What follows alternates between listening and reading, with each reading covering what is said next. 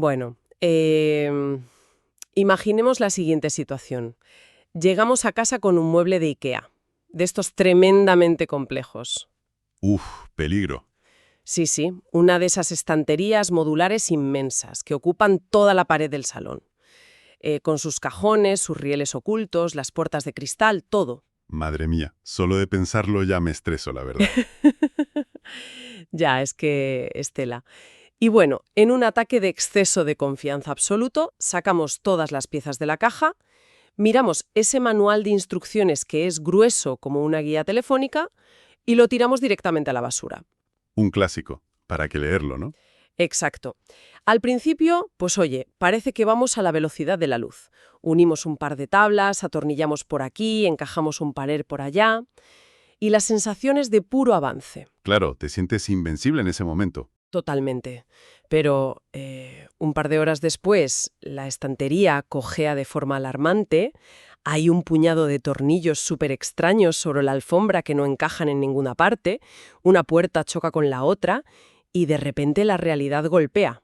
Hay que desmontarlo todo. Absolutamente todo y volver a empezar desde cero. O sea, el tiempo y la energía que creíamos haber ahorrado al saltarnos la planificación, pues lo acabamos pagando con creces y con mucha frustración. Es que es una imagen que provoca escalofríos a cualquiera que haya montado un mueble. Y a ver, refleja con una precisión asombrosa lo que ocurre constantemente en el mundo profesional. Sí, ¿verdad? Sí, porque hay una tendencia casi instintiva a lanzarse a la acción directa sin establecer antes un marco de trabajo. O sea, asumiendo que planificar es simplemente pues una pérdida de tiempo. Y esa es precisamente la misión central de nuestra inmersión detallada de hoy. O sea, queremos desmitificar por completo la administración de proyectos. Para ello, tenemos sobre la mesa unos apuntes fascinantes del ingeniero Bruno López Taquellas. Un material interesantísimo, sí. Mucho. Y el objetivo, para quienes nos escuchan, es entender por qué aplicar estas técnicas, que a menudo arrastran esta mala fama de ser una carga burocrática insufrible, pues representan en realidad ese manual de instrucciones vital. Exacto. Lejos de ser un obstáculo para la creatividad o para ir rápido, son el salvavidas que evita el colapso y que, a la larga, ahorra una cantidad incalculable de tiempo, dinero y disgustos a cualquier equipo. A ver, para entender la magnitud de esto, los apuntes rescatan una definición clásica de Baker del año 99, que básicamente establece las reglas del juego. Vale, cuéntanos. Pues define la administración de proyectos como el proceso de combinar sistemas, técnicas y personas para completar un proyecto dentro de unas metas muy específicas de tiempo, presupuesto y calidad. Tiempo, presupuesto y calidad. Eso es. Y lo verdaderamente crucial aquí no es memorizar la lista, sino comprender la física que los une, porque el tiempo, el presupuesto y la calidad forman un triángulo interconectado. O sea que no son variables independientes que flotan ahí en el vacío, en plan, cada una por su lado. En absoluto. Funcionan como una estructura en tensión constante. Es decir, si un cliente exige que el resultado se entregue un mes antes de lo previsto... Típico también. Sí, pasa muchísimo. Pues al tirar de la esquina del tiempo, esa tensión tiene que absorberse por algún lado. O bien se amplía el presupuesto para, no sé, contratar más personal, pagar horas extras, o bien se reduce la calidad final recortando pruebas o fases de revisión. Claro, algo tiene que ceder. Exacto. Es imposible alterar una sola variable sin desestabilizar las otras dos. Así que administrar un proyecto consiste fundamentalmente en mantener esa tensión bajo un control riguroso y superconsciente. Vale, pero a ver, al escuchar esa definición de combinar sistemas, personas, tiempo y presupuesto, la objeción natural que nos viene a la cabeza a muchos es, ¿acaso no hacemos esto todos los días en cualquier trabajo? Entiendo por dónde vas. Claro, cualquier oficina combina personas y recursos constantemente. Y aquí es donde los apuntes de López Taquellas trazan una línea en la arena súper clara. Sí, hacen una distinción tajante entre lo que es el trabajo ordinario y lo que constituye verdaderamente un proyecto. Hay una frase en el documento que resuena con mucha fuerza, que dice que todos los proyectos son trabajo, pero no todo trabajo es un proyecto. Me encanta esa frase. Y creo que confundir estas dos naturalezas es el origen de innumerables fracasos en las empresas. Totalmente. Porque, a ver, el trabajo ordinario tiene como objetivo mantener el status quo. Ese es el latido constante que mantiene viva una empresa, un mantenimiento continuo y repetitivo. Sí. Un proyecto, por el contrario, es una disrupción. Es una alteración temporal diseñada específicamente para crear una realidad nueva que antes no existía. Vale, vamos a bajar esto a la tierra con un ejemplo del documento que me parece brillante por cómo lo contrasta. Habla de preparar el café en la oficina cada mañana frente a encargarse de abastecer los banquetes para el director general en unas ceremonias oficiales. Un buenísimo ejemplo. El primero sería trabajo ordinario y el segundo es un proyecto en toda regla. Pero yo aquí planteo una duda razonable. A ver, dime. Si el proveedor habitual de la oficina no trae los granos de café y tienes una oficina llena de 50 personas súper irritables a las 8 de la mañana exigiendo su taza. Una pesadilla. Sí, total. Pues solucionar eso se siente como una misión de altísimo riesgo, ¿no? Con un tiempo límite asfixiante y unos recursos limitadísimos. ¿No se convierte ese café matutino en un proyecto en ese mismo instante? Es una buena pregunta, pero la clave está en no confundir el nivel de estrés o la urgencia con la estructura de la tarea en sí. O sea, solucionar la crisis del café esa mañana sigue siendo una maniobra reactiva para restaurar el status quo operativo. Vale, o sea, el objetivo es simplemente volver a la normalidad. Eso es, volver a la rutina. En cambio, preparar el banquete del director general cambia el paradigma por completo. Tiene una fecha inamovible, exige coordinar a proveedores de catering, de seguridad, de protocolo y, lo más importante, una vez que el banquete termina... ¿Se acabó? Exacto. El equipo encargado de organizarlo se disuelve y la tarea no se repite al día siguiente. Ya veo la diferencia. Claro. Si alguien intenta organizar ese evento único y súper complejo utilizando la misma mentalidad y los mismos sistemas informales que usa para hacer el café diario, pues el resultado será un caos absoluto. Claro, porque los procesos rutinarios no escalan para absorber una disrupción de esa magnitud. O sea, intentar alimentar a 300 personas en un evento de gala, asumiendo que es, no sé, como poner 300 cafeteras en marcha, es el camino directo al desastre logístico. Totalmente. Y sabiendo entonces que abrir una nueva oficina no es lo mismo que pedir folios, pues necesitamos una prueba de fuego para identificar proyectos. Sí, la gente que nos oye seguramente se esté preguntando cuál es la anatomía exacta de un proyecto. Y aquí entran las 5 marcas de identidad que menciona el texto. El ADN de un proyecto. Son 5 características innegociables. Si al analizar una iniciativa falta alguna de estas piezas, lo más probable es que nos encontremos ante una operación rutinaria disfrazada o simplemente ante un deseo sin base real. Vale, pues repasemos ese ADN. La primera marca es que debe tener un principio y un fin definidos. Como comentábamos con el banquete, no dura para siempre. Exacto. La segunda es el uso de recursos, que los apuntes insisten en recordar que no se trata solo de dinero en una cuenta bancaria. Hablamos también del tiempo de la gente y del esfuerzo humano. Claro, la energía. La tercera es la exigencia de resultados con metas específicas de calidad y desempeño. O sea, no basta con entregar algo por entregarlo, hay que cumplir un estándar predefinido. Eso es. La cuarta es que siguen una planeación estructurada. Y la quinta marca es que incluye un equipo de personas. Y aquí, fíjate, aquí es donde la cosa se pone realmente interesante, porque quiero lanzar un desafío directo a esta última regla, la del equipo. A ver. Entre los ejemplos de proyectos reales que da la fuente se menciona explícitamente escribir y publicar un libro. Sí. Pues imaginemos a alguien que decide escribir una novela de forma completamente independiente.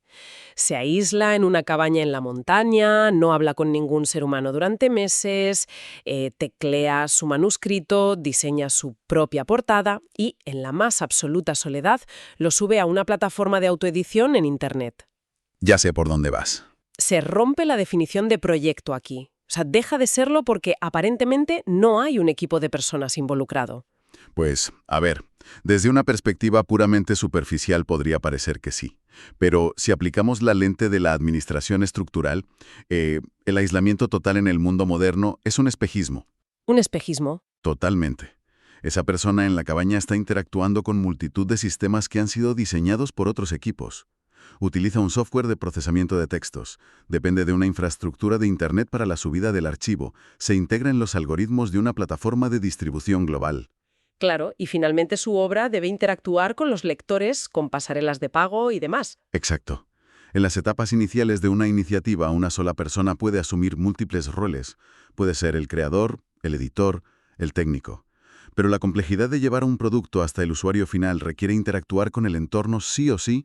O sea que las 5 características nos obligan a abandonar un poco esa improvisación romántica y a reconocer que el éxito depende de coordinar recursos externos, tiempos y estándares de calidad, aunque uno sea el único capitán del barco al principio. Eso es. Vale, pues resuelto el misterio del ADN, la siguiente gran cuestión es cómo evitar que este proyecto recién identificado se convierta en esa estantería desastrosa de IKEA de la que hablábamos. Madre mía, la estantería. Sí.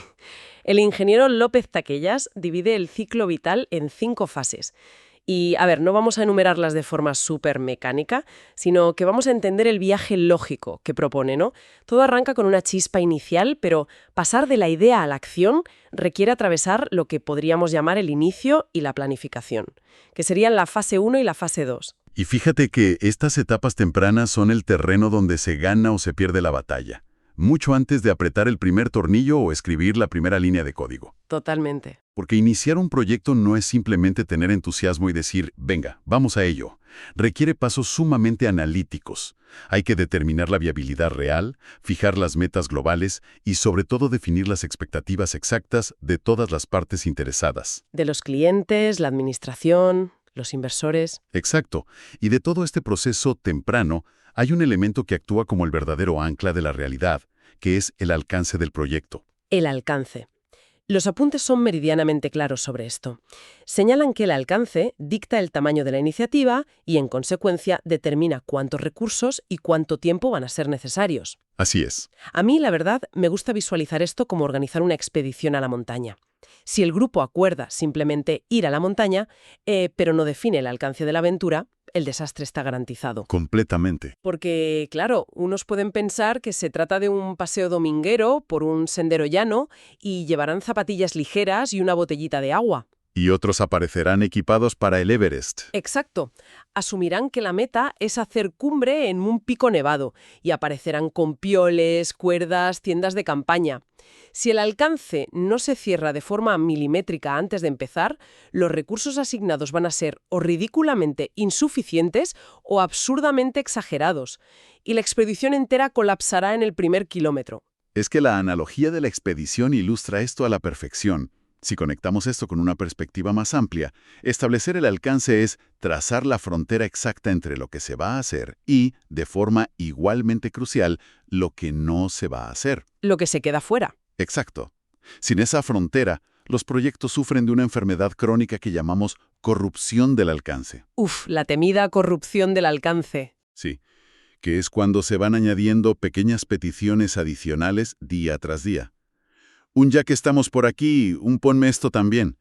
Y de repente, el presupuesto y el tiempo saltan por los aires. Ya, claro. Por eso, tras definir ese perímetro, el proceso natural exige bajar al nivel del detalle en la fase 2, en la planificación. O sea, secuenciar cada tarea, ponerle fecha a cada paso y asignar un coste a cada acción. Y es aquí donde el documento señala un requisito que a mucha gente le resulta, digamos, incómodo. A ver. La obligación de conseguir que el plan sea aprobado formalmente por los terceros apropiados antes de avanzar. Ya.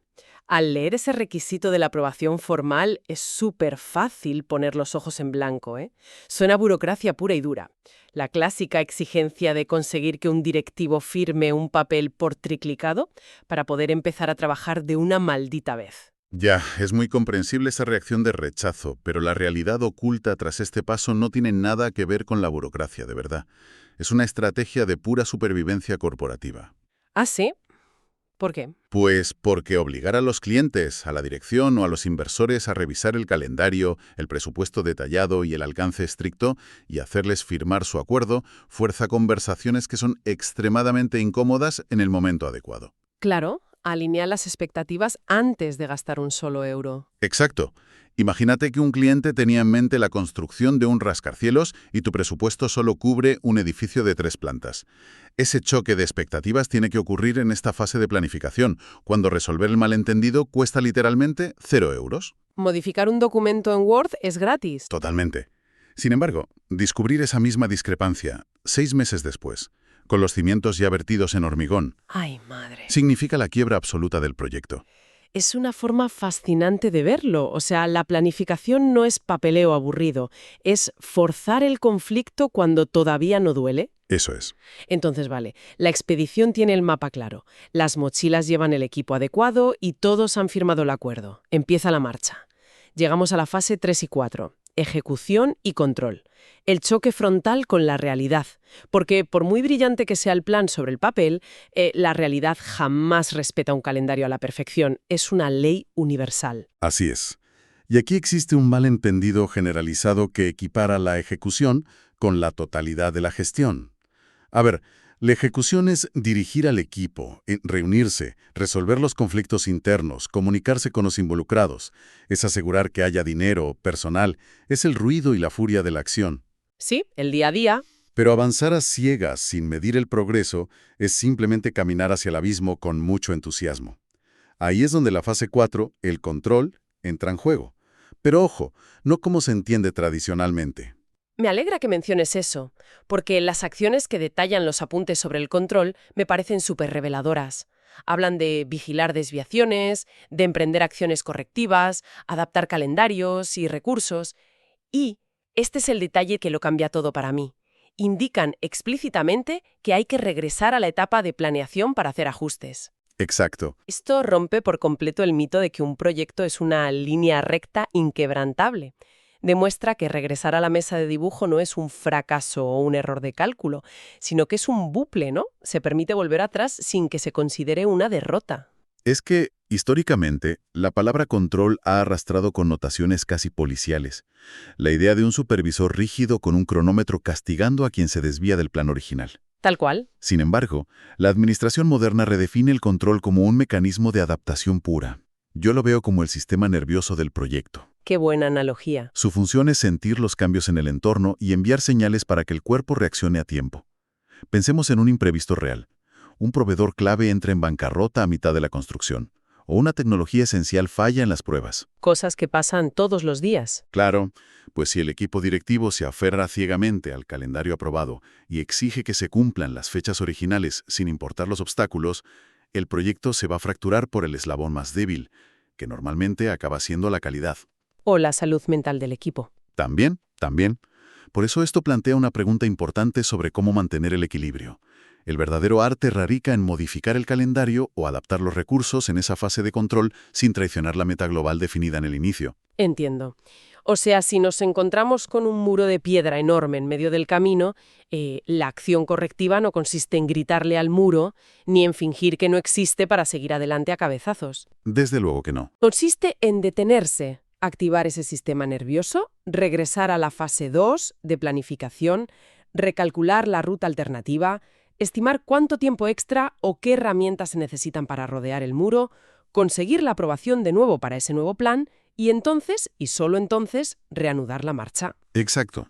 Es un proceso vivo y dinámico. El control es lo que permite que un proyecto doble su trayectoria frente a las crisis sin llegar a romperse, asegurando que sin importar cuántos rodeos haya que dar, se acabe alcanzando la meta global. Y navegando a través de ese bucle constante de acción y reacción, esquivando muros y recalibrando la brújula, pues finalmente se vislumbra la orilla. Se entrega el producto, se inaugura la oficina de ventas o se publica el libro. Y en ese instante, la inmensa mayoría de los equipos respira aliviada, se da palmadas en la espalda y empieza a pensar qué hay para cenar. Totalmente. Ya piensan en el fin de semana. Ya, pero los apuntes señalan que el viaje no termina ahí. Queda la fase 5, la conclusión, que a menudo es ignorada, pero que es precisamente la frontera que separa a los equipos mediocres de los verdaderamente excepcionales. La gran olvidada del mundo empresarial, sin duda. Las directrices son muy concretas sobre lo que debe ocurrir antes de apagar la luz. Será, evidentemente, hay un cierre de operaciones, se reconocen logros, se dispersa el equipo para que vuelva a sus departamentos. Pero hay una acción específica que destaca por encima de todo. ¿El aprendizaje? Eso es, el aprendizaje de la experiencia del proyecto y la revisión del proceso. O sea, sentarse a redactar el informe final y diseccionar lo que acaba de pasar. La omisión sistemática de este paso es una verdadera tragedia corporativa. Cuando se alcanza la meta, el agotamiento físico y mental es real. Es normal. Claro, la gente está agotada. Y existe una prisa inmensa por disolver el equipo y asignar a esas personas al siguiente fuego que haya que apagar en la empresa. Se suele considerar que hacer una autopsia del trabajo finalizado es remover el pasado y perder un tiempo que podrían ser productivo. Ya, es como a otra cosa mariposa. Exacto. Pero esta visión ignora un hecho fundamental. El conocimiento acumulado al resolver problemas complejos, al negociar con proveedores difíciles, al sortear la corrupción del alcance, todo eso es el activo intangible más valioso que posee una organización. Sin duda. Si un equipo no se sienta de forma deliberada a documentar por qué el calendario falló en el mes 3 o qué técnica de comunicación fue la que salvó el diseño en el mes 5, pues esa sabiduría desaparece en el mismo instante en que el equipo sale por la puerta. Es que es como quemar los mapas de la expedición justo después de volver a casa. Cuando el año que viene otro grupo intente escalar la misma montaña, pues tendrá que descubrir por sí mismo dónde están las grietas ocultas en el hielo, cayendo exactamente en las mismas trampas y costándole a la empresa exactamente la misma cantidad de tiempo y dinero perdido. Documentar el cierre es transformar el dolor y el esfuerzo de un grupo aislado en inteligencia colectiva permanente. Lo has clavado. Sin un cierre reflexivo, las empresas no acumulan 10 años de experiencia, sino que repiten un año de experiencia 10 veces seguidas. Qué gran manera de resumirlo, fíjate. Pues para recapitular el enorme valor que se puede llevar hoy la audiencia tras explorar los apuntes del ingeniero López Taquellas, la administración de proyectos no es una barrera ni un montón de papeleo diseñado para frenar el talento. Todo lo contrario, Es un habilitador. es el mapa. El mapa que garantiza que el esfuerzo ordinario se convierta en resultados extraordinarios. Comprender ese delicado equilibrio entre tiempo, presupuesto y calidad. Definir milimétricamente el alcance para evitar esas expectativas irreales.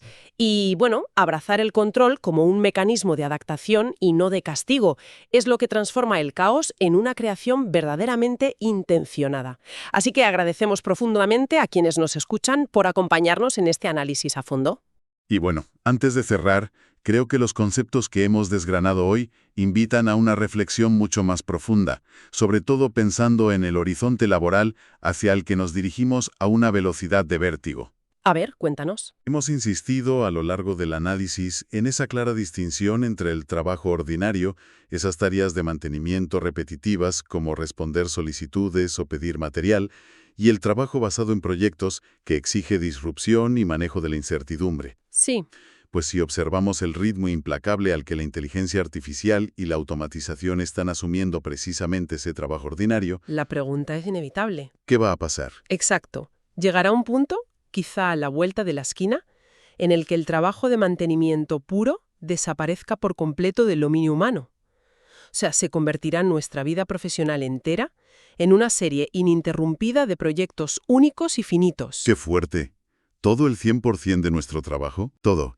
Y de ser así, dominar esta capacidad de planificar, ejecutar con agilidad, adaptar el rumbo frente a lo imprevisto y extraer conocimiento del cierre, dejará de ser simplemente una competencia útil en el currículum para convertirse en la única habilidad indispensable para sobrevivir y aportar valor en la economía del futuro. Te lo dejo ahí para pensar. Madre mía. Pues con esa idea tan provocadora para masticar, cerramos por hoy.